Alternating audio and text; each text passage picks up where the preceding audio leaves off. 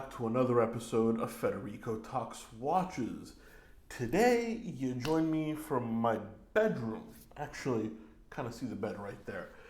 Reason is I'm working from home. I'm socially distancing, but my brother came down from New York along with his wife, and they're staying with me, and they're currently using my brother in the second bedroom and his wife in the living room as their home office. So I'm using my bedroom as my home office for today. So that's why it's a little different. Please excuse the focus. I figured you'd rather take a look at the beautiful background than my face, which you see so often anyway. But yes, today we're doing the Q&A. We're going to talk about everything from Omega Seamasters, what is the best version to buy, to what is gold capped mean when it comes to Tudor, to vintage watches, everything from fantastic values to technical questions. But of course, before we get started, customary wristwatch check. Today I'm wearing the Seiko SKX. I've decided to take it out of hibernation. Someone pointed out in my last video that I haven't been wearing it quite as often, and that is true. I've actually been rotating through quite a few watches this year, and the SKX has kind of fallen behind. But it's my comfort watch, and now that I'm just hanging out, it feels great to have it back on the wrist.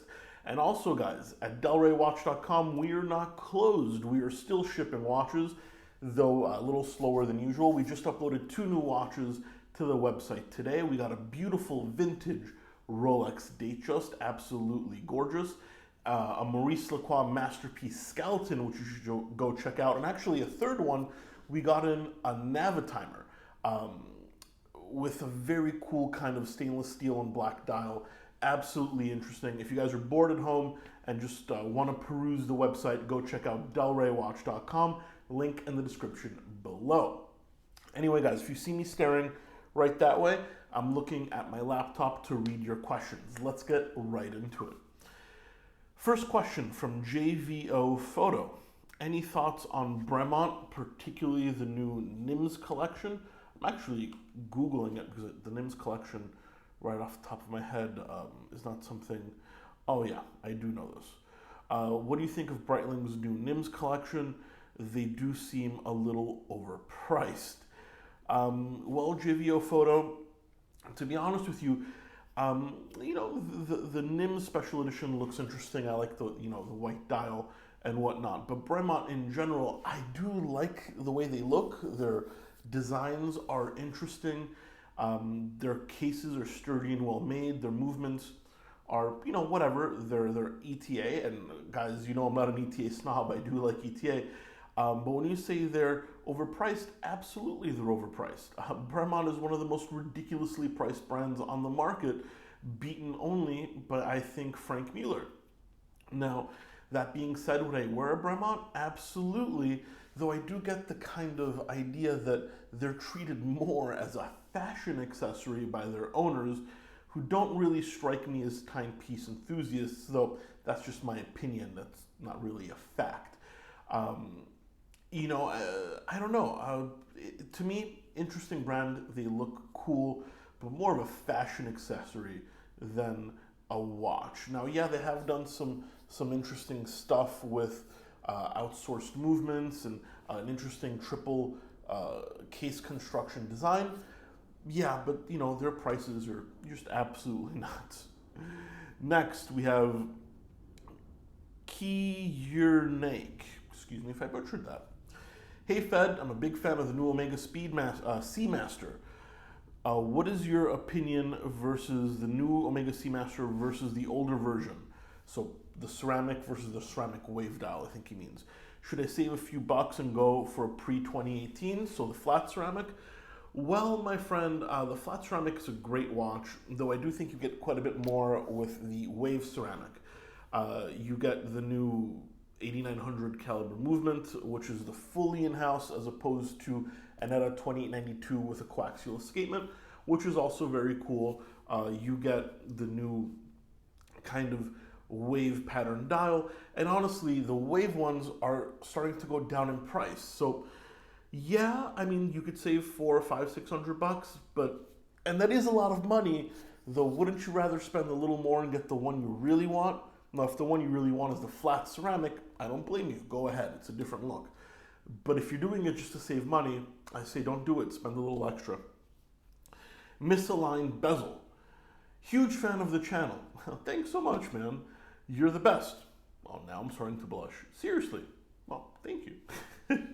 What are your thoughts on the Omega Great White GMT from the early 2000s? ETA modified for jumping hours. It gets no attention.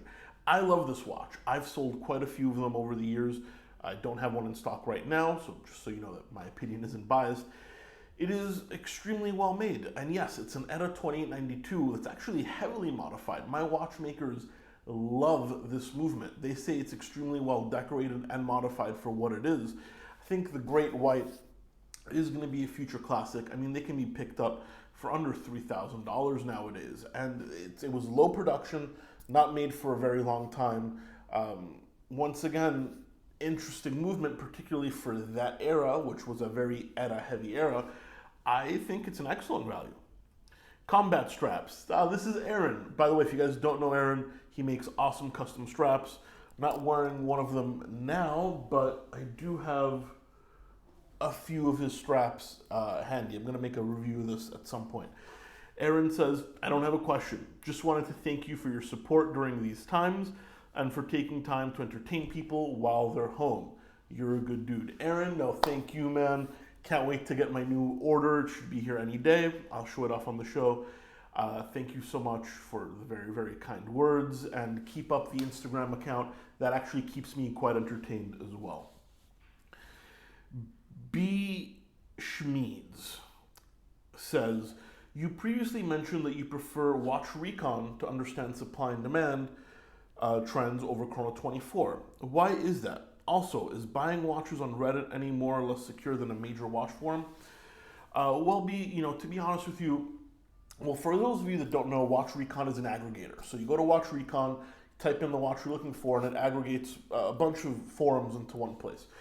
I like Watch Recon better because Chrono 24 is all dealers, right? And I am a dealer, but I'm going to be honest with you. No bullshit.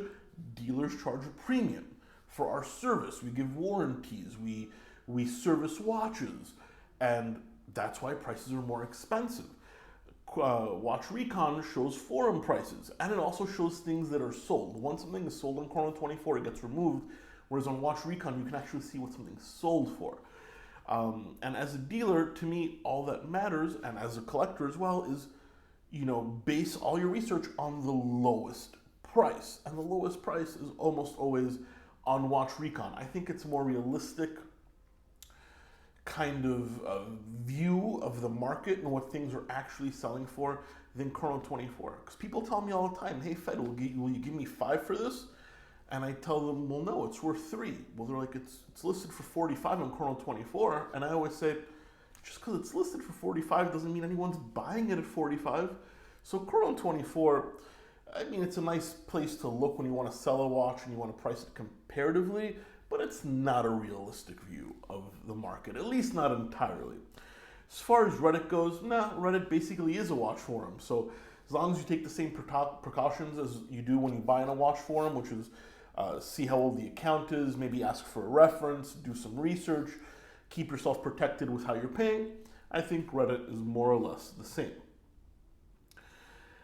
Matt Wright 374, manual or automatic transmission? Well, I am a car guy. I drive an automatic every day just because, I don't know if you guys can see the causeway right behind me. That's usually slammed with traffic. So when I'm doing my commute, automatic is just the way to go. Though, I mean, listen, a beautiful notchy manual transmission, that's an absolute beauty. In fact, something I'm looking at buying is maybe a weekend car with a manual transmission. I'm not sure what that's going to be, but, just for fun.